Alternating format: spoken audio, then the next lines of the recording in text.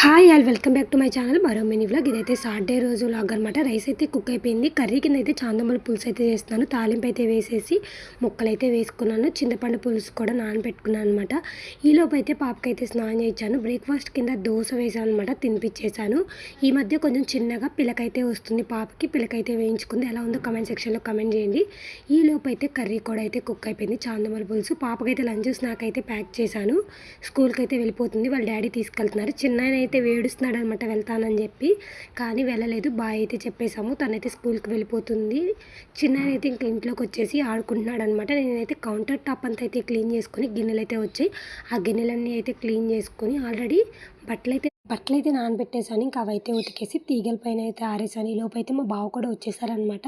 తన కోసం దోశలు అయితే వేసి ఇచ్చేసాను. తింటున్నారు. నేను కూడా బ్రేక్ఫాస్ట్ అయితే తినేసి కాఫీ కూడా కలిపి ఇచ్చేసాను అనమాట మా బావకైతే. అంతే ఈ వీడియో. దీనికి కంటిన్యూషన్ నెక్స్ట్ మినీ వ్లాగ్లో పెడతాను. నచ్చితే కనుక లైక్ చేసి సబ్స్క్రైబ్.